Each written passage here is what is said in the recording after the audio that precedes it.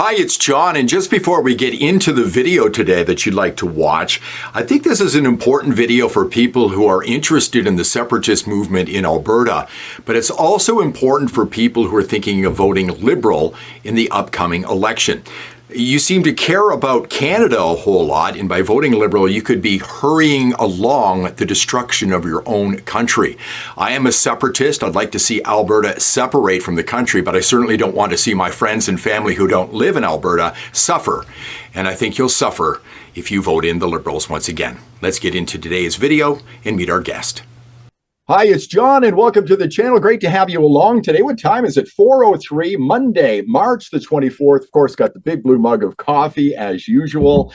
It is the afternoon, and we've got a guest today. We'd like to welcome Jeevan Mangat, the interim leader of the Wildrose Independence Party. So great to have you here today. It must be an exciting time here in Alberta for somebody who's the interim leader of an independence party.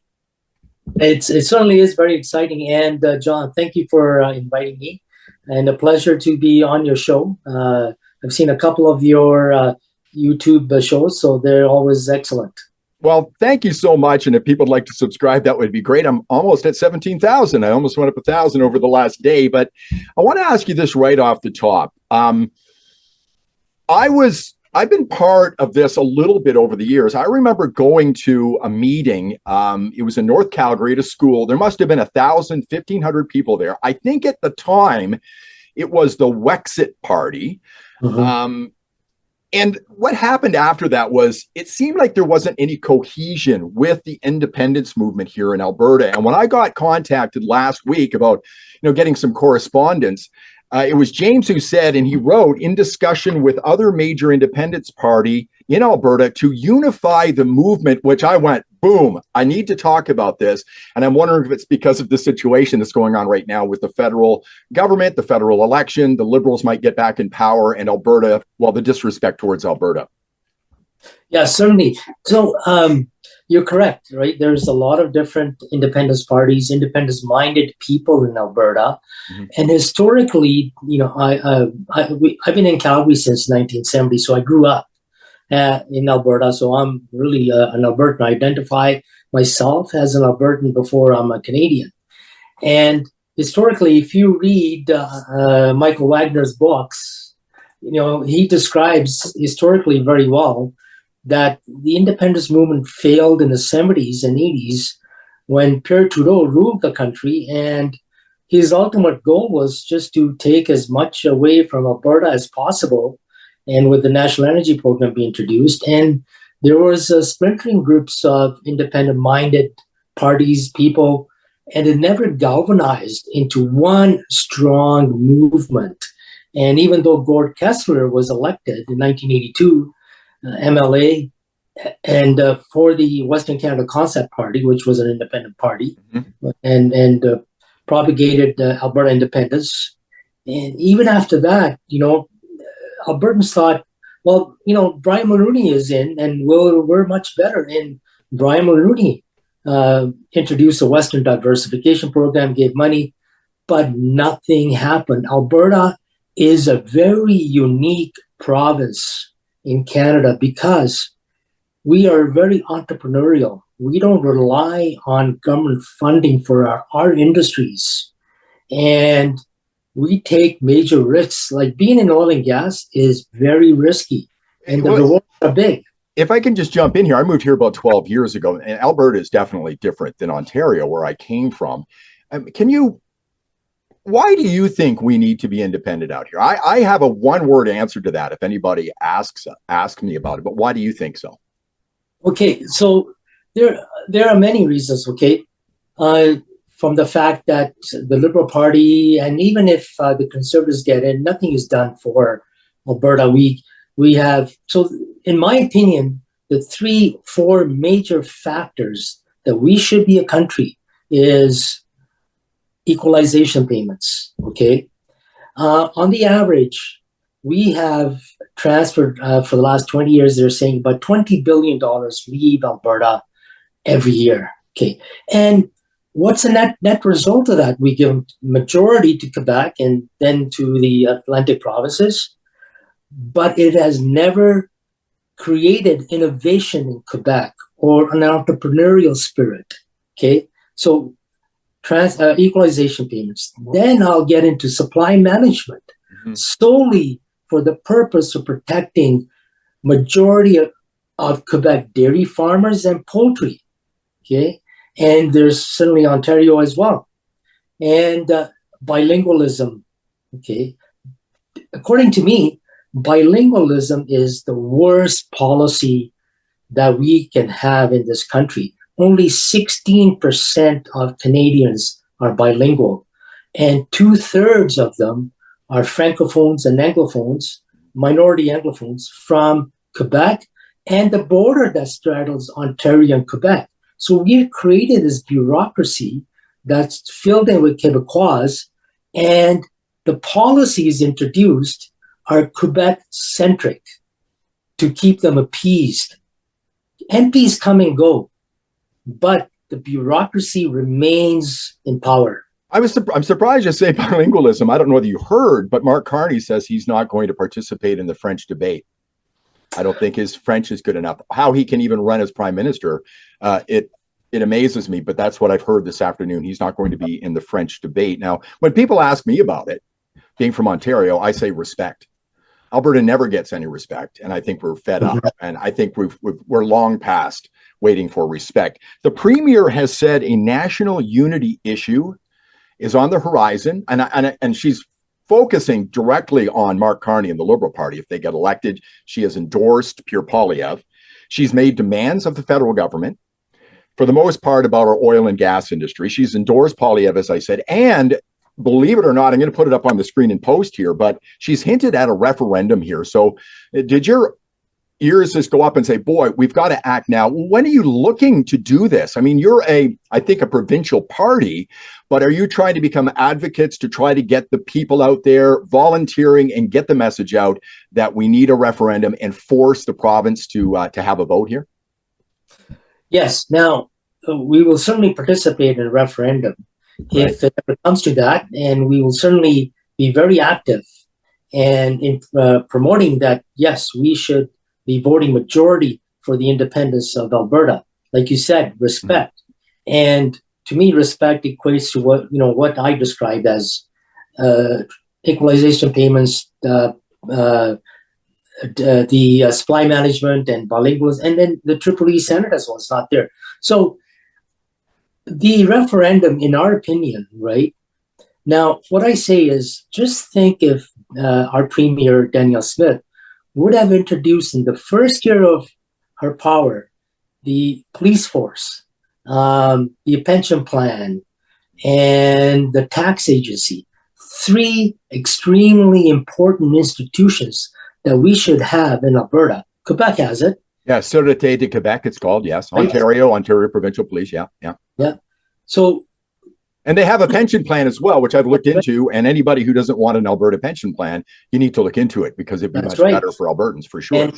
And just think, if we had some of those institutions already in place, that referendum would have become a little easier to sell because we would have been in control of our institutions. My fear is, right, the referendum can be introduced, but there's no room for failure. Well, let me ask you this. How do you convince people? I mean, right now it's, I call it faux Canadian patriotism. Everybody seems to be afraid of this 51st state thing from Donald Trump. I did a video on this morning. I said the biggest threat isn't from without, it's from within. Donald Trump's tariffs, that'll be straightened out. The Liberals get in, the whole country is likely to come apart. How do you convince people who are doing this ridiculous elbows up thing right now about being Canadian? How do you convince them that they should vote for separatism here in Alberta? Well, those elbows up, they're only in Eastern Canada. I haven't seen much in Alberta. So. I suppose, yeah. So how do you convince the people? Okay, so, John, I've talked to many, many strangers in coffee shops, on the street, wherever I can. I've been to a couple of conferences. And there is a strong sentiment that Alberta should be independent. I've come across very few people that say, you know what, we need to stay in Confederation. And I'll give you an example. I participated in the 2023 provincial elections, and I ran in Innisfail, Silver Lake.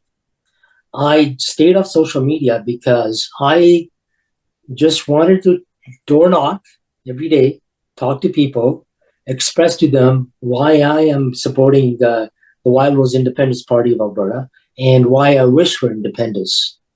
Okay. And I probably door knocked, we only had about a month, and I lived in Calgary, but I was traveling every day to Innisfail and Silver Lake. I probably door knocked about 500 to 600 doors. Okay. Out of that, there were 6 doors I encountered that said, we're not voting independence, we're Canada. Right, right. And I said, okay, can you define Canada to me? What does it mean when you say we're Canada? Well, I mean, you mentioned, we're always hearing that there's not a real taste for independence in Alberta. Rachel Parker, who used to be on True North and is now an independent journalist, did an independent poll the other day. And almost 40% of Albertans say they would vote for independence right now. Now, if that poll is correct, and nobody's been out there being an advocate for this, you've got to wonder how far we get, because I think what the rules are, basically a majority, and that's all you need with a clear question. And then the rest of the country has to recognize Alberta as a separate entity. So how do you feel about that? You obviously saw that poll. Yes, in fact, I listened to her YouTube video. Follow her for sure. Yes. And when I saw that poll, I mean, I was pleased, right? I want to get it up to 60, 70%. Right. And it's like I said, it's good to see that a lot of people are thinking about this, because we need critical thinking. And, the people that I encounter say we're Canada. They can never define Canada to me. They just put out, we're Canada. I don't want to go on too long. I want to get to what your game plan is here. But will things change if Poilievre gets in, or are you still going to be on the same track, even if he wins the election on April 28th? Okay, so I'll address your question. I want to just finish off the first question. Yes. Yeah. Okay. Sure. So the independence movement. Okay, like I said, it's a lot of splintered parties. There will be a press release coming out from the Wildrose Independence Party and the Independent Party of Alberta. Good. We're in discussion how we have a lot of common grounds. We're in discussion to see how we can further the movement, get more people under one umbrella. Okay, so that's an effective tool to discuss independence amongst normal citizens. And when they see that we're gravitating towards one movement, I think more people would gravitate towards us. Okay. Right. And then the question about and my answer always has been, people say, some say, well, the Conservatives will get in and then it'll be all right. I said, maybe, but you'll never abolish equalization payments. You'll never abolish supply management.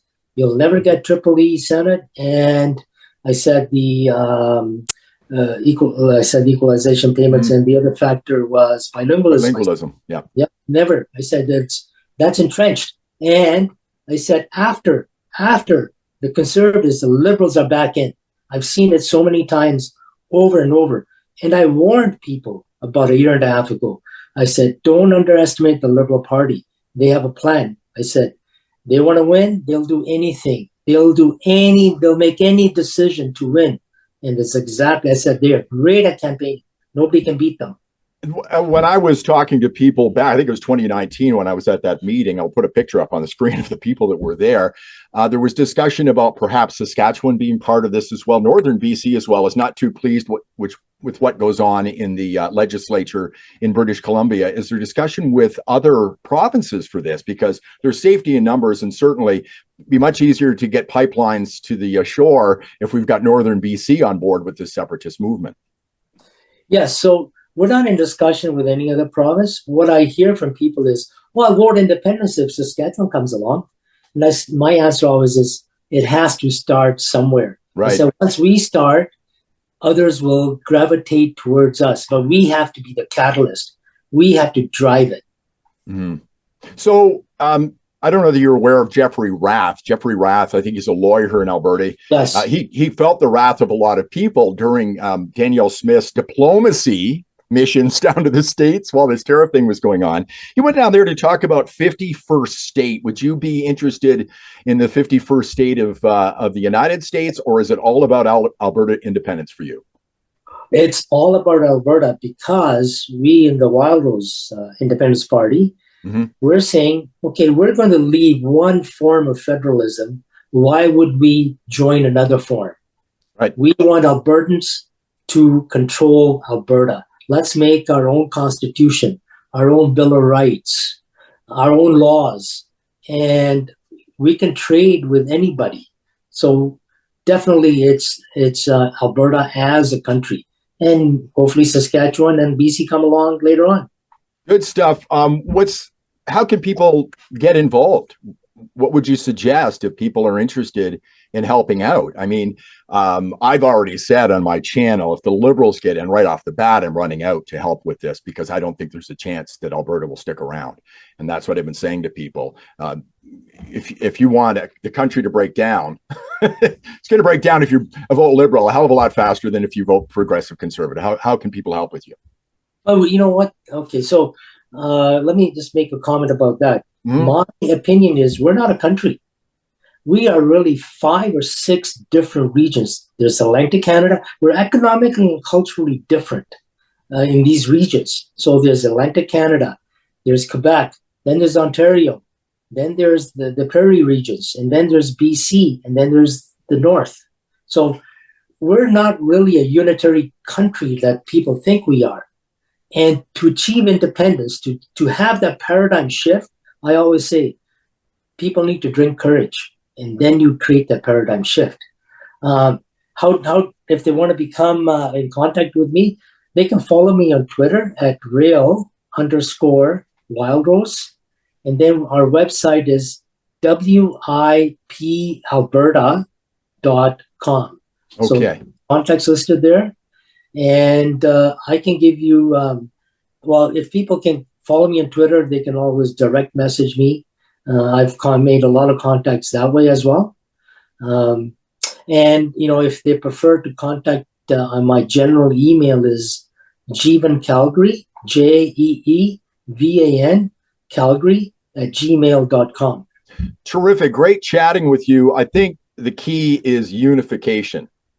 That was the thing that got me thinking about this again. Unification. And I didn't know who to follow. I didn't know what group I was supposed to follow. I know there's been some infighting, and hopefully that's all straightened out. But unification is the number one thing you need to get this going. And we are working towards that. We know that's paramount. Fantastic. Listen, I'll be in touch. Just hold tight for just 1 second. And I'd like to thank you very much for being on here. Good luck. It's going to be interesting to see what happens over the next 6 months. The word separation is being thrown around, even by Naheed Nenshi. Referendum, he said it, who was the leader of the NDP the other day. Couldn't believe that happened, but he actually said it as well. Thanks a lot for watching. If you like this video, please subscribe to the channel, ring the bell for notifications, share this video as well, and I'll see you in the next one.